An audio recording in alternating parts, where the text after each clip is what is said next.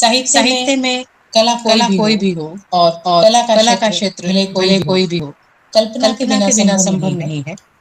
क्योंकि क्योंकि मैं मैं खुद खुद भी भी संगीत संगीत शास्त्र से शास्त्र से जुड़ी जुड़ी हुई हुई हूँ हूँ और काव्य और संगीत सदैव सदैव मिलकर ही मिलकर चलते चलते हैं। हर हर कला में कल्पना होती होती है और और कल्पना कला कला को आधार आधार देती है। देती है। कलाकार कलाकार सौंदर्य की कल्पना करके करके उसे वास्तविकता में उतारता है। बड़े बड़े बड़े दार्शनिक अरिस्टो, प्लेटो सबने यह माना है कि कि art is a is a combination of combination of imitation imitation and and imagination imagination, and and imagination is imagination is future. कला कला अनुकृति और अनुकृति और कल्पना का कल्पना का मिश्रण मिश्रण है और और कल्पना ही भविष्य है। भविष्य है। कलाकार को कलाकार को अपनी अपनी श्रोता और और दर्शक की कल्पना को भी साथ जोड़कर प्रस्तुतिकरण करना होता है। अपनी अपनी प्रतिभा के साथ साथ ज्ञान, अनुभव, शिक्षा और अभ्यास ये सब भी बहुत आवश्यक है। प्रत्येक व्यक्ति में कल्पना किसी न किसी रूप में अवश्य विद्यमान रहती है, लेकिन हर व्यक्ति में सृजन की क्षमता हो यह जरूरी नहीं। इसीलिए आज का ये प्रयास व्याख्यान के रूप में यह श्रृंखलाबद्ध कार्यशाला का आयोजन उन उभरते हुए कलाकारों और कला में रुचि रखने वालों के लिए निश्चित रूप से लाभदायी होगा।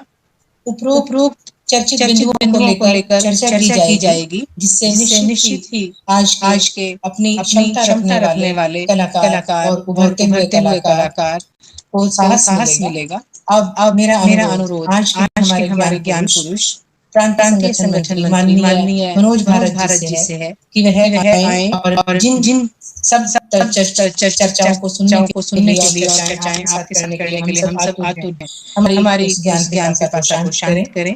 मेरा मेरा अनुरोध अनुरोध डॉक्टर डॉक्टर मनोज मनोज भारत जी से कि वो आए और और सर आपके शुरू करने से पहले मैं हमारे साथ जो जुड़े हमारे जिज्ञासुक हैं और कला क्षेत्र प्रेमी हैं, मैं उनसे भी एक अनुरोध करना चाहूंगी कि आपकी किसी भी तरह की जो कोई प्रश्न है, कोई सवाल है, वो आप चैट बॉक्स में देते रहें ताकि साथ ही साथ उनका समाधान भी किया जा सके। स्वागत है सर आपका पटेल पर।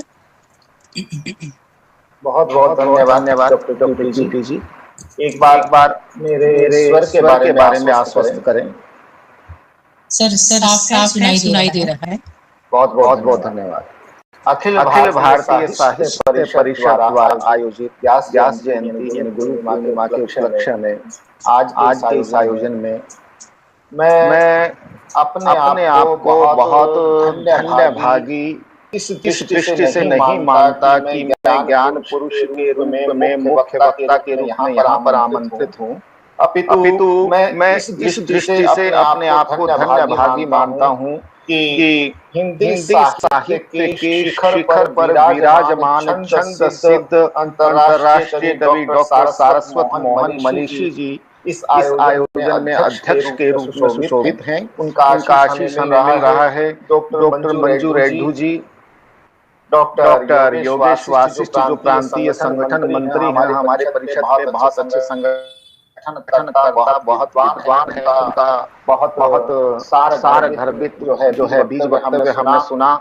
और परिषद के हमारे अन्य जो जुड़े हैं, डॉक्टर जगदीप राही जी हैं, संयुक्त मंत्री डॉक्टर तेजेंद्र जी हैं, डॉक्टर पूनम मौर्य जी हैं, डॉक्टर सुषमा गर्ग जी हैं, डॉक्टर अंजलि जी हैं, अन्य भी सभी साथी जिनके नाम मैं नहीं देख पा रहा हूँ, समझ पा रहा हूँ, और सबसे बड़ी बात जिनके लिए आज का वक्तव्य है, उन सभी नवोदित रचनाकारों को मैं इस मंच पर उनका अभिनंदन करता हूँ, स्वागत करता हूँ।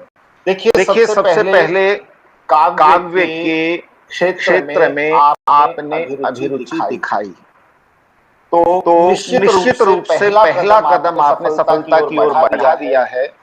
कहा जाता है कि शब्द सत्यम शिवम सुंदरम की अपने आप में एक मूर्तिमान अभिव्यक्ति होता है। यह एक अक्षर की यात्रा होती है। अक्षर केवल यह नहीं कि अक्षर जो कागज पर लिखा गया उतारा गया, यह अक्षर व्यक्ति के व्यक्तित्व में उतरता है, तो उसके व्यक्तित्व को अक्षरणीय बना देता है। उस ओर की हमारी यात्रा है और विषय को मैं वहीं से लेता हूँ, हमारे जो वरिष्ठ जन हैं उनके आशीष से कि साहित्य ही कविता और कविता ही साहित्य प्राचीन काल में माना गया था, और वह जो कविता या काव्य जो होता था वह छंदबद्ध ही होता था। पहले धार्मिक, नाटक, गद्य, व्याकरण सब कुछ जो भी होता था सब कुछ छंद में होता था। हमारे वेद इसका प्रमाण है।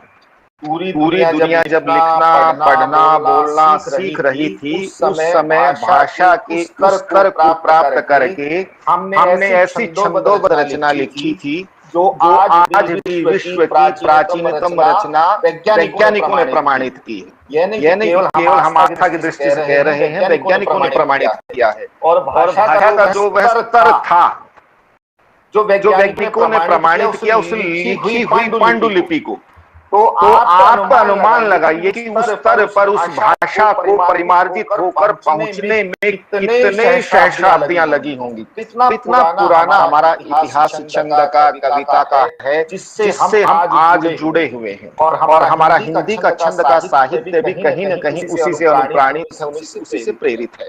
और देखिए छंद की आवश्यकता क्यों है। आजकल नई पीढ़ी जो उसके अंदर हम दोनों प्रकार की स्थितियां देखते हैं। छंद के विमुख भी हैं और छंद के प्रति अनुराग भी है।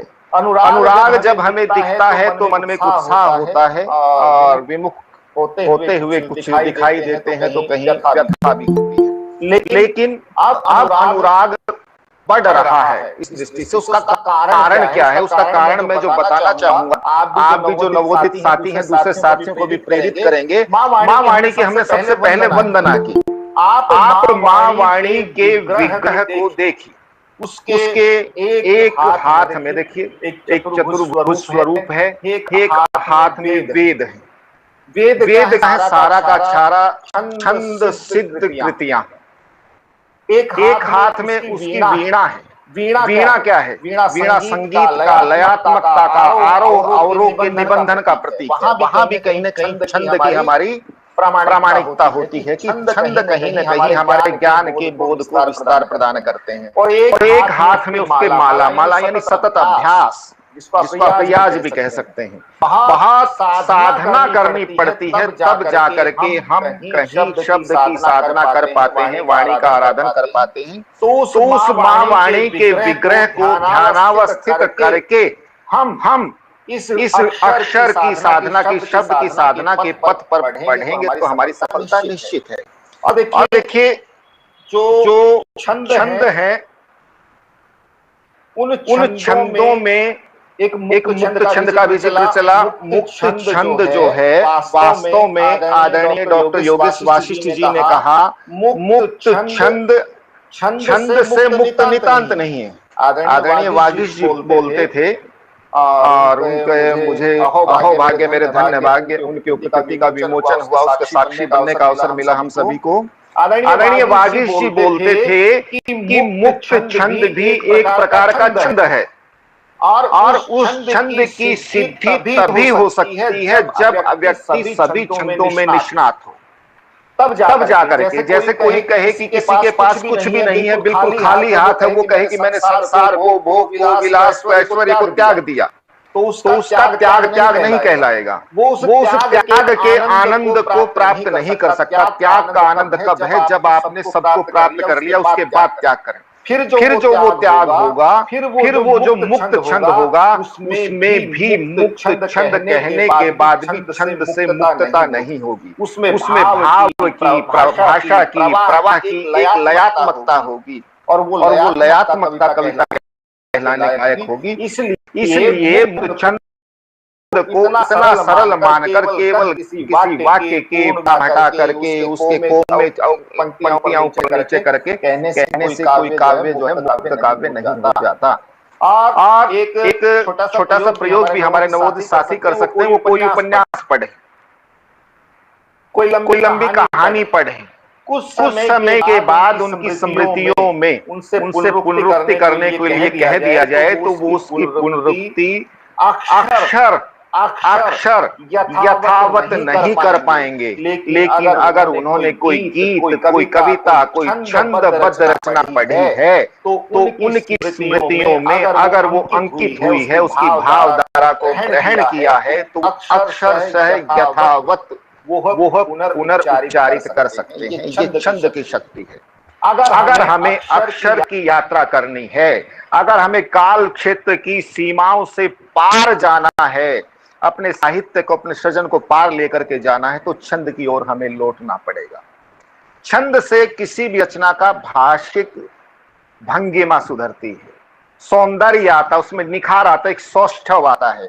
और वह सौष्ठव देखिए होता रस प्रत्येक साहित्य की विधा में होता है, कविता में भी, कहानी में भी, लेकिन चिरस्थायी जो होता है अक्षर से यथावत। आप बहुत से देखिए हमारा प्रबंध काव्य है रामचरितमानस, लेकिन आपको देश में ऐसे वक्ता, ऐसे अध्येता, ऐसे अनुसंधुत्सु मिल जाएंगे जो पूरी रामचरितमानस को कंठस्थ करके यथावत सुना देंगे। यह छंद की शक्ति है।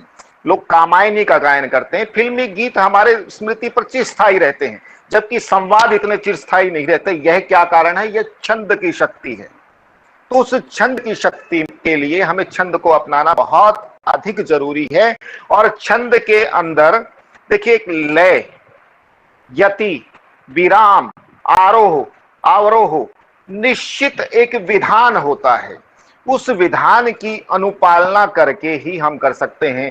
अब मैंने इतनी बातें बताई, इतनी डॉक्टर योगेश वाशिष्ठ जी ने बताई, तो बच्चे इस भ्रम में भी हो सकते हैं कि हम किस तरह से रसात्मकम वाक्यम काव्यम शब्दार्थो सहित काव्यम और सौंदर्य रमणीयार्थ प्रतिपादनम काव्यम, इतने लक्ष्यों की सिद्धि एक साथ कैसे करें, यह बहुत मुश्किल है। प्यारे बच्चों, मेरे युवा साथियों, साधकों, साधना का पथ जो है शुरुआत में कठिन लगता है, लेकिन अभ्यास के बाद, सिद्ध होने के बाद बहुत सरल है। फिर अपने आप शब्द आपके आगे आगे नाचने लगते हैं, आपके आगे विचरण करने लगते हैं। और ये सामान्य सी बात है, कोई विशेष नहीं, बस केवल अभ्यास की बात है। आपने एक छोटा सा प्रसंग भी सुना होगा, एक अब जैसे गांव में पहले पनघट हुआ करते थे, और पनघट पर महिलाएं पानी लेने के लिए जाती थी, नवोढ़ाएं होती थी, जो नवविवाहिताएं होती थी, उनको गांव के बुजुर्ग रास्ते में बैठे होते थे, उनके ससुर है, ज्येष्ठ है, जो है बड़ा बुजुर्ग जो भी, उससे पर्दा भी करना होता था, कहीं स्वर को नीचे भी करना होता था, मार्ग कुएं से घर का लंबा होता था, समय भी बिताना होता था। उनके सर पे घड़ा है, मटकी है, पानी की भरी हुई है, साथ में सहेली खड़ी, उससे वार्ता भी चल रही है, और आप बिल्कुल सहज भाव से उनका ध्यान घड़े पर है, लेकिन घड़े से पानी नहीं छलकता। सामने से लाज मर्यादा के बंधनों का वो निर्वहन भी करती हैं, सास ससुर आ जाए, पर्दा करना, आवाज को, स्वर को धीमा करना, और बीच बीच में सहेली से बातचीत को भी जारी रखना, साथ साथ रास्ते में जो कहीं गड्ढा आ गया उसकी तरफ देखना। हर व्यक्ति हर समय अपना मन बुद्धि की बहुत सी चेतनाओं के स्तर पर चलकर काम करता है। ये छोटा सा उदाहरण दिया, तो वह क्या होता है सहज भाव से। क्या उसने गर्दन नीची करके गड्ढों को देखा, अपने मार्ग को देखा? नहीं, तो फिर घड़ा गिर जाता। क्या उसने अपनी सहेली से, जो सखी उसके साथ चल रही, उससे बात करनी छोड़ी? नहीं। क्या उसने लाज मर्यादा का, अपना जो सामाजिक प्रतिष्ठा के नियमों का पालन किया? उनका भी किया, और सभी लक्ष्य एक साथ सिद्ध हो रहे हैं। आजकल बच्चे, ये छोटा सा उदाहरण, आजकल घड़े देखने को नहीं मिलते। आप बाइक साइकिल चलाते होंगे, उसमें आप देखिए, अपने शारीरिक संरचना को देखिए, एक हाथ में आपके क्लिच है, एक हाथ में ब्रेक है, एक पैर में जो है ना गियर है, दूसरे में कुछ है। आपके हाथ पैर चारों तरफ काम कर रहे हैं, आपकी दृष्टि बिल्कुल सामने सड़क पर है। आप अपनी बाइक, मोटरसाइकिल, साइकिल के पहिए नहीं देखते, लेकिन फिर भी उसका संधान करते हैं। आप कितने लक्ष्यों का संधान कर सकते हैं? तो एक बार अभ्यास करने के बाद, एक बार आप इसके लक्ष्यों को सीखने के बाद, आप बिल्कुल सहजता से आप उस अपने काव्य के अंदर रस भी ला पाएंगे, भाव भी ले पाएंगे, आप काव्य भी ले पाएंगे, कल्पना भी आएगी, बिंब भी आएंगे, सौंदर्य भी आएगा, और छंद भी अपने आप सिद्ध होते चलेंगे। उसी को छंद सिद्धि की स्थिति बोलते हैं।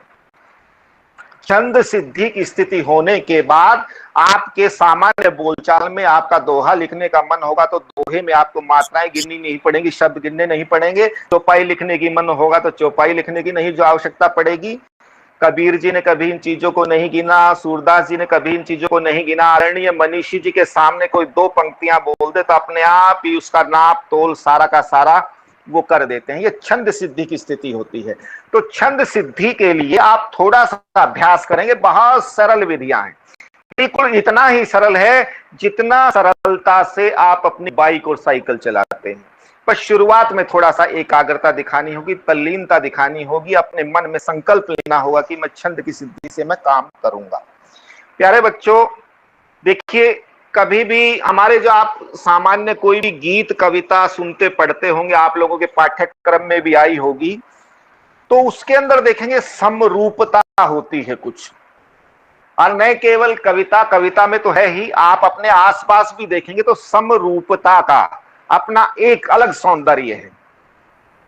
सिमिट्री जिसको बोलते हैं। आपके इस घर के अंदर खिड़कियां हैं, खिड़की के आमने सामने की बाजू दोनों बराबर, ऊपर की चौड़ाई नीचे की चौड़ाई, आपके हाथ में किताब उसके आमने सामने की भुजाएं बराबर।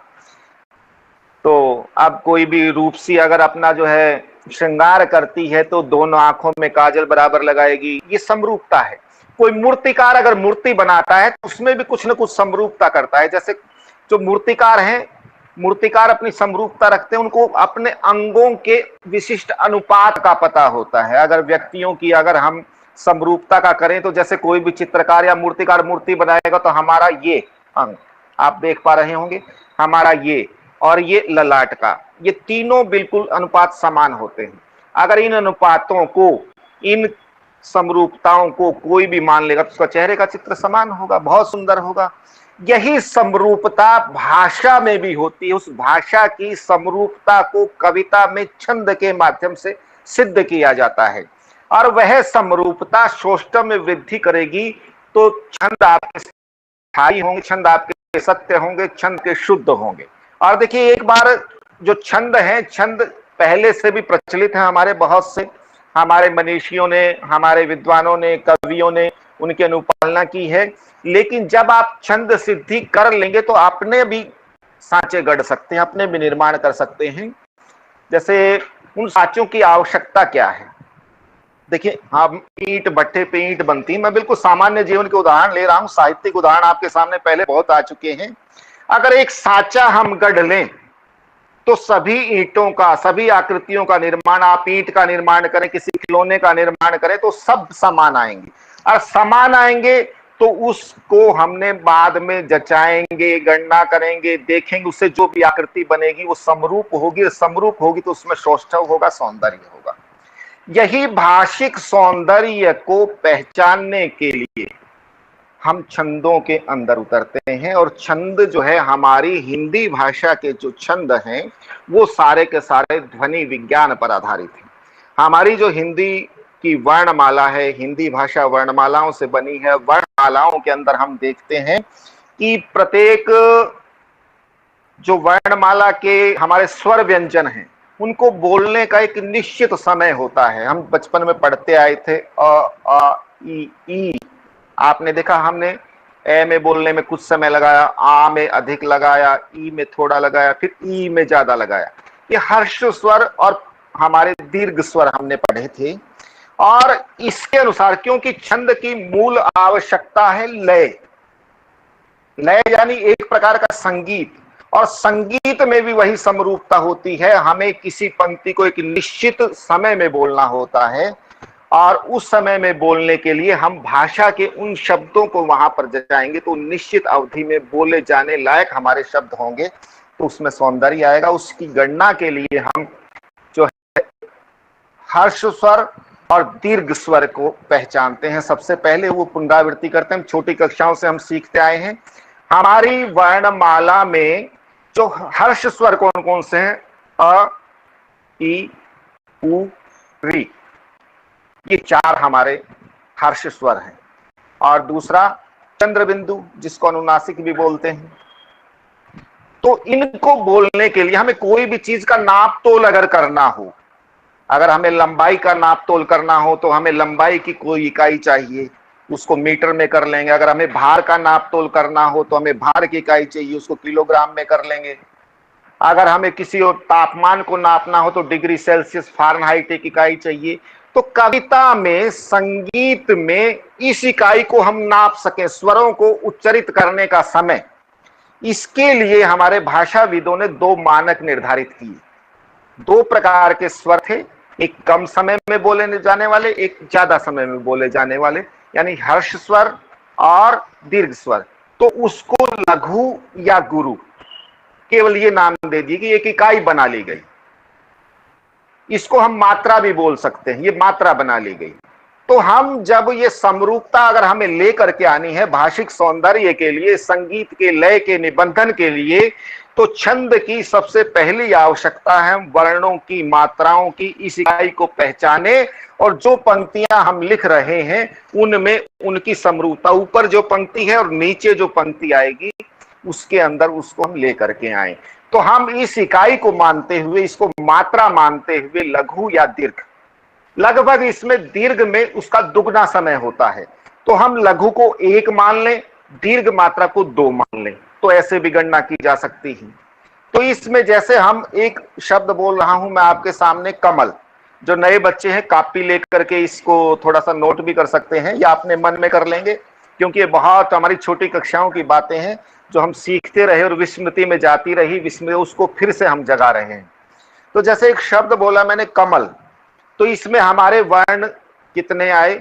क म ल, यानी ए भी इसके अंदर अंतर्निहित है, लेकिन मैं केवल बिना मात्रा के होने के कारण इसको केवल 3 में मानता हूं, जो है वो हर्ष स्वर है इसके अंदर। तो एक मात्रा क की, क में ए मिला हुआ है, एक मैं की, एक ले की, इसमें 3 मात्राएं। अगर कमला अगर मैं बोलूं तो क एक, व्यंजन के अंदर अगर हर्ष स्वर मिला हुआ है तो 1 ही मात्रा, दीर्घ मिल जाएगा तो 2। तो आप इसको इस तरह से याद कर सकते हैं, दीर्घ की ही 2 मात्राएं या व्यंजन की 1 भी मात्रा नहीं।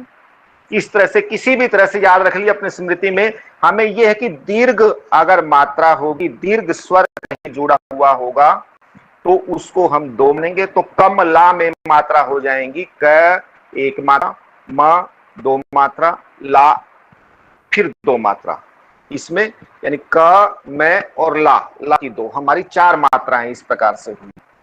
तो इस प्रकार से मात्राओं के हम विधान करेंगे। और जो हमारा जो सबसे ज्यादा जो प्रयुक्त हुई हैं हमारी पुराने साहित्य में भी, और जो लयात्मकता की दृष्टि से भी भक्ति काल में भी बहुत ज्यादा प्रयुक्त हुई, आदि काल में भी बहुत से रासो काव्य वगैरह, पद्मावत वगैरह उनमें लिखे गए, उनमें चौपाई छंद और दोहा छंद बहुत ज्यादा प्रयुक्त हुआ है। तो चौपाई छंद बहुत सीधा सरल है, छोटी सी है, 16 मात्राएं हमें इसके अंदर रखनी होती हैं। हमारे बच्चे याद कर सकते हैं, हनुमान चालीसा लगभग सबको कंठस्थ होगा। अगर आरंभिक 4 पंक्तियां उसकी दोहा की हैं, उससे आगे जितनी भी मात्राएं, जितनी भी पंक्तियां, वो सारी की सारी चौपाई छंद की। चौपाई छंद इसका नाम क्यों रखा गया? जैसे नाम से ही पता चलता है, चौपाई यानी 4 चरण इसके होते हैं। जय हनुमान ज्ञान गुण सागर, जय कपीस तिहु लोक उजागर, राम दूत अतुलित बलधामा, अंजनी पुत्र पवन सुत नामा। हम सामान्य जो पाठक हैं, जो छंद शास्त्र का अध्येता नहीं है, वह एक पंक्ति को जय हनुमान ज्ञान गुण सागर, जय कपीस तिहु लोक उजागर, केवल इसको एक चौपाई मानता है। जबकि इसका अगला चरण और मिलकर के 2 पंक्तियां ऊपर 2 पंक्तियां नीचे। इस छंद की क्या विशेषता है कि दोनों के अंदर तुकांत अलग अलग हो सकते हैं। तुकांत से एक विषय और आता है, तुकांत क्या होता है? तुकांत जैसा इसमें भी देखेंगे कि राइमिंग वर्ड्स, तुक तुक आखिरी में मिलना, जिसका उच्चारण कुछ लय बनाता हो, मिलता, उसको तुकांत शब्द बोलते हैं। जैसे छोटे हम मात्राएं सीखते थे तो आ की मात्रा सिखाने के लिए हमारे शिक्षक या शिक्षिका होते थे, राम, नाम, काम, दाम, ऐसे शब्द बताते थे, जिनमें आखिरी का वर्ण हमारा समान, उससे पहले का स्वर भी मिलता हो, ये तुकांत शब्द बोलते हैं। काफिया रदीफ का भी हो सकता है आप लोगों ने नाम सुना हो। तो तुकांत शब्द जो होते हैं चौपाई में 2-2 पंक्तियों के साथ समान होते हैं, दूसरी 2 पंक्तियों में अलग हो सकते हैं। समान भी हो तो भी, लेकिन अलग भी हो सकते हैं, ऐसा हम मानते हैं। तो इस प्रकार से 4 चरण के साथ एक चौपाई पूरी होती है। और मैं मात्रा का विन्यास दिखाने के लिए एक बार थोड़ा सा 1 मिनट का आपको मैं बातचीत करता रहूंगा, लिख करके दिखाना चाहूंगा आपको कागज के ऊपर, ताकि आप सहजता से समझ सकें।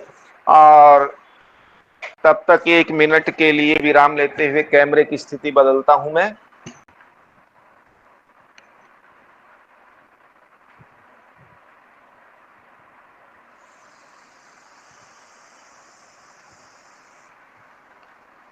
देखिएगा, देख पा रहे हैं कागज को आप सब?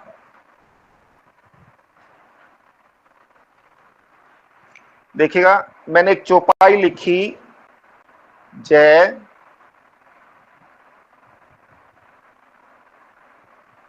हनुमान ज्ञान गुण सागर। इसमें देखिए, हम मात्रा विन्यास जो मैंने आपको बताया है उसको गिनने की कोशिश करते हैं। मैं एक के लिए एक ही लिख लूंगा। जय एक मात्रा, यह एक मात्रा है, एक मात्रा। नू एक मात्रा, नए पे देखिएगा छोटा ऊ। माँ दीर्घ आया तो इसमें 2 मात्राएं, न एक मात्रा।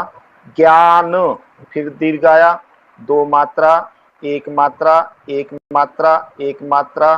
सा फिर दीर्घ आया, 2 मात्रा, एक मात्रा, एक मात्रा। तो इसमें हम जोड़ के देखेंगे क्या ये हमारा 16 हुआ। देखिए 1 2 3 4 2 6 7 3 10 और 6 16। ये हमारी 16 मात्राएं हुई। जय कपीसती हूं लोक उजागर, देखिएगा।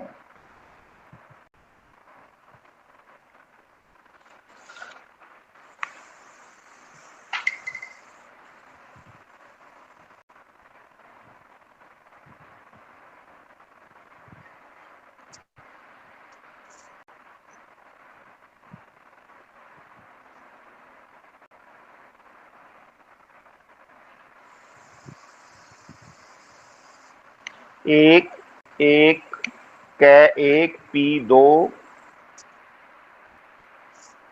एक तिहू, एक छोटा ई तिहू। लोक 2 1 1 2 1 1 1। इनको जोड़ते चलेंगे।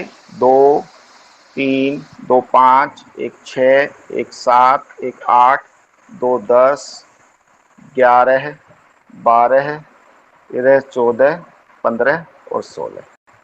ये हमारी 16 मात्राएं।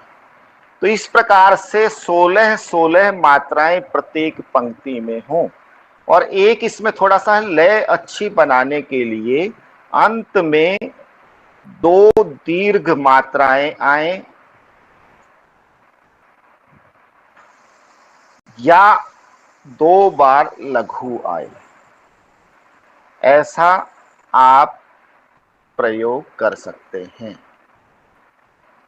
तो इस प्रकार से आप चौपाई लिख सकते हैं। आप कोई भी पंक्ति अपना बोलें। पूरा हनुमान चालीसा हमारा इसी चौपाई छंद में है। रामचरितमानस के अंदर इसका बहुत अधिक प्रयोग है। आप थोड़ा सा एकाध चौपाई में रामचरितमानस की आप ये समझेंगे कई स्थानों पर कि ये लग रहा है कि इसमें तो एक मात्रा कम है, ज्यादा है। वो थोड़ा सा एका जगह अंतर ये आ सकता है कि अवधी भाषा, भोजपुरी भाषा, उसका बोलने का, स्वरों का हमारा थोड़ा सा अंतर हो सकता है, लघु का दीर्घ का। वह प्रत्येक भाषा के अंदर घात बलाघात वर्णों पे, मात्राओं पे हो जाता है। लेकिन अगर शुद्ध जिस भाषा में हमारी रचना लिखी गई है उसी हिसाब से अगर हम उच्चारण करेंगे तो उसमें सब में मात्राएं हमारी पूरी बैठेंगी। तो इस दृष्टि से अगर हम पूरे हनुमान चालीसा का विश्लेषण करते हैं तो हमारा सारा का सारा 16 मात्राओं का विधान बैठता है। दोहा छंद में क्या होगा इसमें देखिएगा, एक बार नोट कर लेंगे। 16 मात्राएं और अंत 2 दीर्घ से या 2 लघु से, इस प्रकार से करेंगे। केवल एक लघु कर दिया। देखिए, व्याकरण का हमारा छंद शास्त्र का एक विशेष नियम है, हमें ध्यान रखना होता है कि जैसे बताया था मैंने आपको, एक सांचा बना दिया गया है। उस सांचे में करेंगे तो उसको लय में, ये जितने भी हमारे छंद हैं वो छंद एक लय की सिद्धि के लिए हैं। जो लय गा नहीं सकते जो बच्चे, गा करके, वैसे तो लय की सिद्धि, लय गा करके भी आप किसी छंद को सिद्ध कर सकते हैं, लेकिन गा नहीं सकते वो बच्चे, वो नए साधक, वो इस प्रकार से मात्राओं को गिन करके उनका अनुमान लगा करके कर सकते हैं। तो कोई संदेश है? तो इस प्रकार से हम छंद की साधना कर सकते हैं। और छंद की साधना, एक थोड़ा सा मेरा नए बच्चों से एक अनुरोध है कि लिखते हुए, देखिए भाषा तरल है, सदैव परिवर्तनशील है। आज से 100 वर्ष पहले के किसी साहित्यकार के मैं साहित्य को पढ़ूंगा, उस समय के भाषा के शब्दों का प्रयोग, उनको लिखने का ढंग, उसके उच्चारण का ढंग और आज का बिल्कुल समान नहीं हो सकता। भारतेंदु के युग को पढ़िए, उससे पहले के भक्ति काल के युग को पढ़िए। हमें वर्तमान युग में समकालीन जो भाषा है उसके स्वरूप का प्रयोग अधिकतर करना चाहिए, वो सजग रहता है। आदरणीय महावीर प्रसाद जी द्विवेदी हमारे एक बहुत बड़े जो है साहित्यकार हुए हैं, उन्होंने वर्तमान साहित्यकारों से एक विशेष आग्रह किया था कि हम वर्तमान खड़ी बोली के मानक शब्दों का ही प्रयोग करें, तो वो ठीक रहेगा, ठीक माना जाएगा। कुछ साहित्यकार इनको, जैसे क्या होता था, ये अपना हम पुराने दोहे देखते हैं, उसमें खाए पाए जाए इस प्रकार के शब्द मिलते हैं, उनका उदाहरण दे करके आजकल के रचनाकार छूट लेना चाहें कि ये तो पहले सूरदास जी ने किया था, कबीरदास जी ने किया था, तुलसीदास जी ने किया था। हमें इन प्रवृत्तियों से बचना चाहिए। हम आज के युग में जी रहे हैं, हम समकालीन समाज, समकालीन भाषा को अपने साहित्य में प्रतिबिंबित करें, हम उस युग के नहीं। हम संदेश वही लें, हमारे आदर्श पुरुष हैं वो उस छंद को माने, उस विधान को माने, लेकिन समकालीन भाषा हो तो ज्यादा अच्छी लगती है। इसको हम साहित्य की दृष्टि में जब कभी नाटक या कहानी लिखते हैं तो इसको संकलन त्रयी बोलते हैं। देश, काल, वातावरण, भाषा उसी काल के अनुरूप होनी चाहिए जिस काल का हम चित्रण वर्णन करते हैं। तो हम आज के युग में लिख रहे हैं तो आज के युग को हमें अपनाना चाहिए, मानक खड़ी बोली के शब्दों का प्रयोग करना चाहिए। चौपाई छंद के बारे में अगर कोई प्रश्न हो तो माननीय क्यूटी जी देख रहे होंगे, अगर उनके पास कोई प्रश्न है तो वो बताएं, फिर उसके बाद हम आगे के छंदों पर।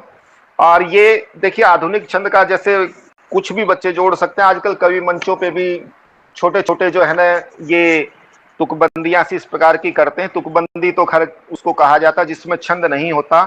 एक छोटी सी कविता की पंक्तियां, चिंटू मिंटू गुड़िया रानी, सुनो सुनाऊं एक कहानी, घर आ जाए दूध वहां पर जिस नल में आता हो पानी।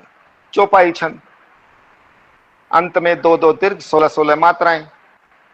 और बच्चों को बताना चाहूंगा कि 16-16 मात्राओं के 4 चरण को बाद में एक राधेश्यामी चौपाई नाम से भी बताया गया था, आया है एक राधेश्यामी चौपाई। इस छंद में थोड़ा सा परिमार्जन हुआ बाद में, पुराना स्वरूप भी विद्यमान है, नया स्वरूप भी आया।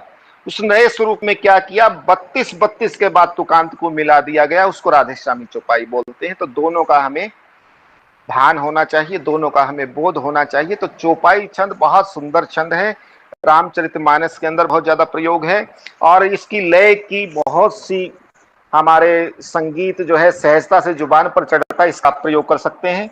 और अब मैं आपके सामने आता हूं थोड़ा दोहा छंद पे। प्रश्न कोई अगर चौपाई छंद के बारे में है तो। और एक और बताना चाहूंगा, आदरणीय मनीषी जी ने हमारे गायत्री मंत्र का चौपाई छंद में बहुत सुंदर भावानुवाद किया, पूरा का पूरा चौपाई छंद में बहुत सुंदर। जब समाहार होगा हमारे आयोजन का तो उनसे एक मेरा निवेदन भी रहेगा, प्रार्थना भी रहेगी, बच्चों को इस बहाने चौपाई छंद का उदाहरण भी सुनने को मिलेगा और देखेगा किस प्रकार से वो लयात्मकता से उसका जो है ना गायन करेंगे। और चौपाई छंद में जो बहुत सहजता से, सरलता से पूरा गायत्री मंत्र का अर्थ वो प्रतिपादन करेंगे। और इसी प्रकार से उन्होंने महामृत्युंजय मंत्र का भी, वेद के कई मंत्रों का उन्होंने जो है चौपाई छंद में अनुवाद किया है, वो भी आज हमें सुनने को मिलेगा इस आख्यान के, इस विश्लेषण के बाद। इसके बाद में आपके सामने जिक्र करता हूं दोहा छंद का। दोहा छंद भी बहुतायत में प्रयोग किए जाने वाला छंद है। प्रश्न कोई है चौपाई छंद के बारे में? सर कोई प्रश्न इस तरह का नहीं है, कुछ उच्चारण के लेकर है, लेकिन उस प्रश्न उच्चारण के लिए अगली की सुविधा में अगला ही जो श्रृंखला रखेंगे कोई उच्चारण से संबंधित, तो उसमें उस चीज पे चर्चा करेंगे। थोड़ा समय के अभी मेरे को सीमा बता देना जी जो है। तो देखिए दोहा जो छंद है, दोहा भी एक बार तो क्या हुआ, जैसे ही नई कविता आई, प्रगतिवादी कविता आई, तो उसमें कहीं ना कहीं ये एक बार ऐसा लगा था कि ये विलुप्त हो गया है। लेकिन वर्तमान युग में नए तेवर के साथ एक बार दोहा फिर आया है, ये हमारे लिए खुशी की भी बात है। और देखिए इससे पहले एक रुबाई का युग आया था, रुबाई और मुक्तकों का। लेकिन रुबाई और मुक्तक जब एक छोटा भाग दौड़ की जिंदगी आई, उसमें लंबे प्रबंध काव्य से जो है हमारे खंड काव्य हुए, खंड काव्य से कविताएं हुई, कविताओं से फिर चुटकियां, मुक्तक हुए, मुक्तक, उस दृष्टि से हमारा दोहा एक बार पुनः जो प्राणवंत हो उठा है। क्योंकि दोहे में केवल 2 पंक्तियों में ऐसी मारक क्षमता है। चौपाई प्रबंध काव्य में एक पंक्ति से दूसरी से भाव जोड़ती हुई लंबी एक दूसरे से जुड़ती हुई चलती है। दोहे में आपको अपनी समस्त बात का समाहार 2 पंक्तियों में समेटना होता है। यानी ये कहें कि गागर में सागर को भरना भी मैं मानूंगा कि थोड़ा हो सकता है बड़ा प्रतीक हो जाए। मैं तो कहता हूं कि अंजुरी में सागर को लेना एक दोहे को लिखना होता है। उसमें मात्राओं का विन्यास होता है। हमारा चौपाई में जैसे 16-16 का है, इसमें मात्राओं का विन्यास होता है। एक पंक्ति में 24 मात्राएं, 4 चरण और 2 पंक्तियां होती हैं, और 24 पंक्तियों में 13 के बाद यति होती है। यति का अभिप्राय बच्चों को पता है, कोमा, जहां रुके आदमी, एक पंक्ति में विराम ले, जहां पर गाते हुए गायक सांस ले, उसको थोड़ा सा विराम मिले, तो उसको यति बोलते हैं। जहां कविता में बोलते हुए प्रवाह को एक क्षण का विराम दिया जाता है, वह यति है। तो 13 मात्राओं के होने के बाद एक विराम, और उसके बाद 13 के बाद 11 उसी पंक्ति में, वहां पर एक पंक्ति का समापन, फिर दूसरी पंक्ति 13 और फिर 11। एक समरूपता देखिएगा। अर्ध सम मात्रिक छंद बोलते हैं। अर्ध सम क्यों बोला? कि चारों चरणों में समान नहीं है।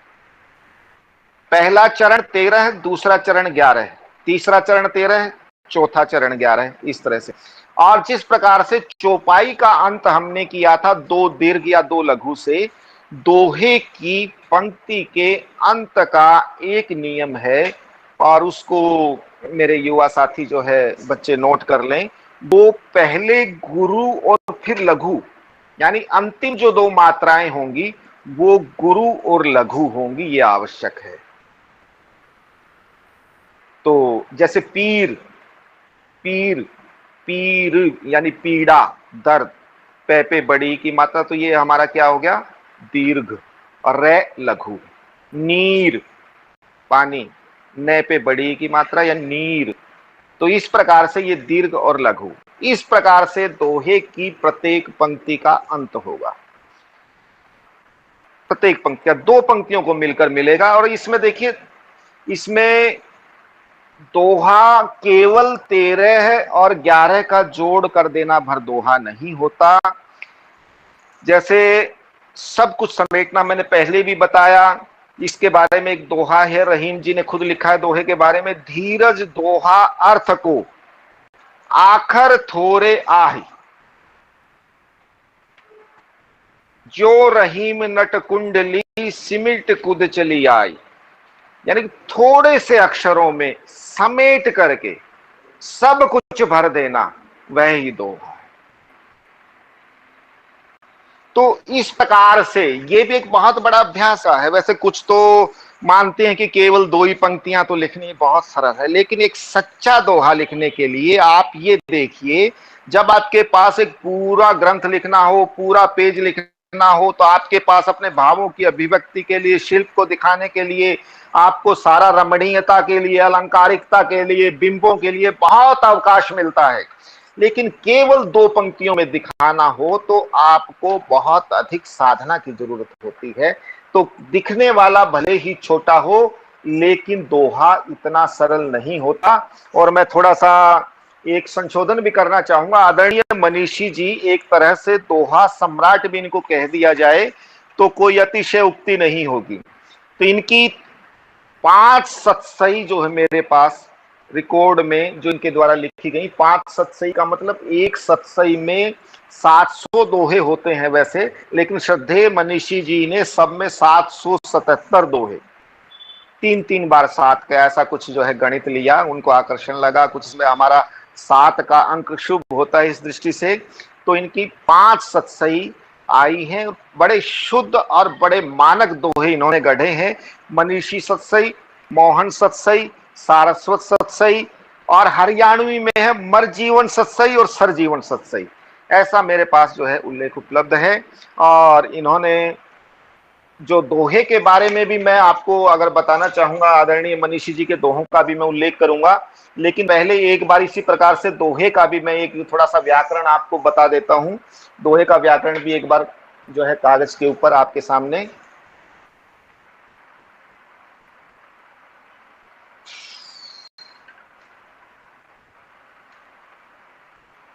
अगर हमारे श्रोता भाग कोई बता सके तो उसका उल्लेख कर देंगे।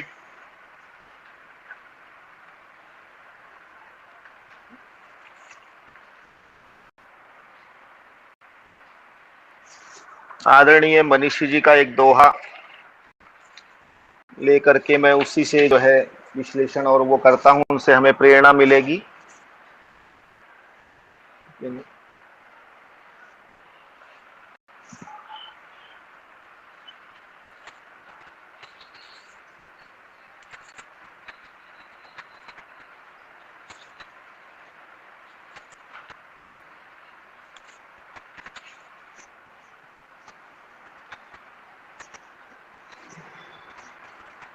पहले एक बार मैं मेरा दोहा एक है, मैं शब्द सभी चुपचाप हैं, अक्षर आप देख रहे होंगे,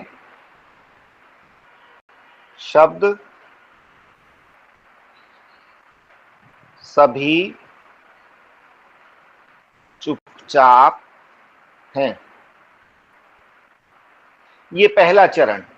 इसका मात्रिक विन्यास देखेंगे, ये देखिए बीच में आधा हमारा कोई भी वर्ण है तो उससे पहले वाला दीर्घ हो जाता है, यह भी हमारा जो मात्रा गणना का नियम है। तो ये शब्द 2 1 1 2 1 1 2 1, पहले चरण में मात्राएं गिनते हैं 2 3 4 6 और 2 8 2 10 1 13। पहला चरण हमारा हुआ 13 मात्राओं का। दूसरा चरण क्या बताया था मैंने, 11 मात्राओं का।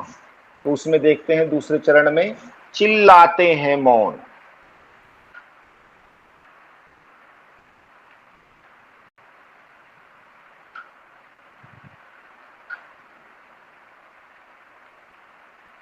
देखिए 2 मात्राएं 2 मात्राएं 2 मात्राएं 2 मात्राएं 2 मात्राएं और 1 मात्रा। तो इसको गिन करके देखते हैं 2 4 6 8 10 और 11। तो देखिएगा हमारा 13 और 11 का जो हमारा नियम था वह पूर्ण हुआ। और अंत में क्या बताया गया था, गुरु और लघु, मौन, शब्द सभी चुपचाप हैं, चिल्लाते हैं मौन। और एक और विशेष बात आपको बताना चाहूंगा कि इसमें पहले चरण में हमारी 11वीं मात्रा को लघु रखने से लय बहुत सुंदर बनेगी। 11वीं मात्रा पहले चरण में भी, ना ये कर लें कि चारों चरणों में 11वीं मात्रा लघु हो, क्योंकि दूसरे चरण में 11वीं लघु है ही। देखिए इधर भी लघु, इधर भी लघु। और इससे अगली पंक्ति, भाव भिन्न है अर्थ से।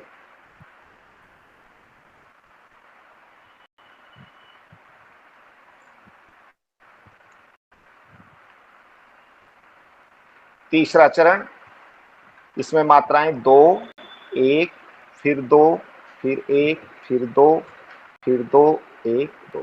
इनको गिन के देखेंगे, 2 1 3 2 5 1 6 2 8 2 10 और 3 13। हमारे तीसरे चरण में भी 13 मात्राएं। सुने सत्य की कौन,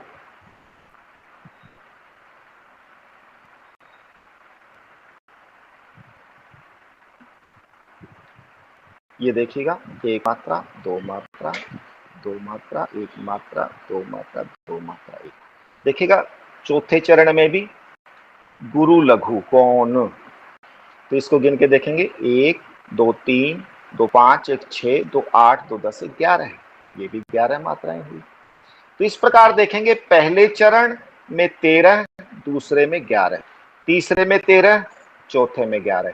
इनको आप ऐसे भी कर सकते हैं, कई स्थानों पर आप व्याकरण की पुस्तकें पढ़ेंगे, छंद व्याकरण की, इनको समचरण भी बोलते हैं। ये समचरण और ये विषम चरण, यानी 1 और 3 हमारे विषम चरणों में 13 13, और हर एक चरण में 11वीं मात्रा लघु होगी। देखिए, चुपचाप है में पे, अर्थ में थ, इधर मौन। अगर हर चरण की आप 11वीं मात्रा को लघु रखेंगे तो आपका दोहा अपने आप शुद्ध हो जाएगा। यह एक संक्षिप्त सूत्र है। और आप चौपाई के बारे में और दोहे के बारे में,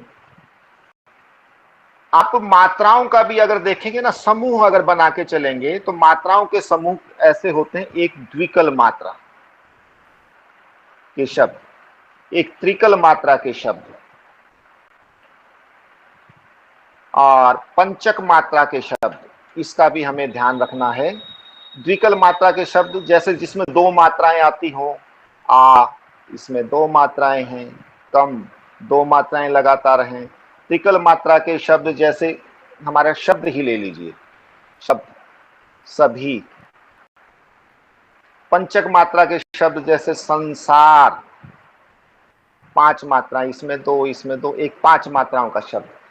दोहे के किसी भी चरण की शुरुआत, विशेषकर हमारे विषम चरणों की शुरुआत पंचक से हमें नहीं करनी चाहिए। कोई 5 मात्राओं का शब्द हो तो उससे इसमें क्या है, गायन में दोष आता, लय भंग होती है। भले ही हम 13 मात्राओं का जोड़ बना दें, लेकिन लय भंग की स्थिति वहां पर होती है, इससे नहीं करना चाहिए। 5 मात्राओं का शब्द कोई न ले। और अंत में, ये आरंभ में दोहे में वर्जित है आपकी लय की सुंदरता के लिए। और अंत में 6 मात्राओं का कोई शब्द न लें। 6 मात्राओं का शब्द जैसे महाराज, इससे आपकी दोहे की लय नहीं बनेगी। अंत में 6 मात्राओं का हमारा शब्द वर्जित होता है। और एक छोटा सा उदाहरण और जो दोहे में होता है, जैसे जगण एक होता है हमारा मात्राओं का क्रम, जिसमें मात्राओं का क्रम ऐसे होता है, कमाल, एक लघु, फिर दीर्घ, फिर लघु। या इधर आएंगे जैसे जहाज,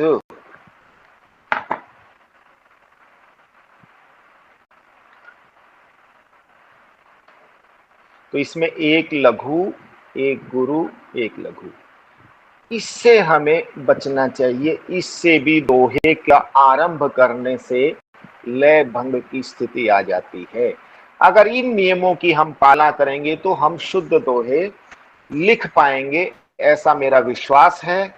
और आपको विशेष बात ये ध्यान रखनी है कि दोहे के अंदर आपकी बात पूरी की पूरी संपन्न हो जानी चाहिए, कुछ कहने को, समझाने को शेष न रहे, तब आपका दोहा शुद्ध कहा जाएगा। क्योंकि कविता के अंदर और भी बहुत सी स्थितियां होती हैं, उसमें आप कोई बात कहनी शेष रह जाती है तो अगले पद में समझा सकते हैं, अगली पंक्ति में जोड़ सकते हैं। इसमें 2 पंक्तियों में आपकी बात जो है आपको करनी है। अगर आपने दोहा छंद का प्रयोग किसी मतलब प्रबंध काव्य में, खंड काव्य में नहीं किया है, तो आपकी 2 पंक्तियों में बात संपन्न हो जानी चाहिए, तो फिर आपके मानक और शुद्ध दोहे होंगे।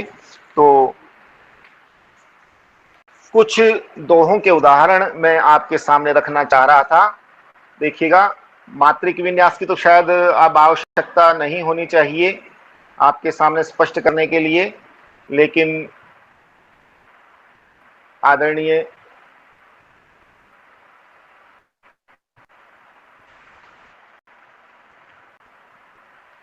तो दोहा और चौपाई के बारे में बहुत अधिक हम चर्चा कर चुके हैं।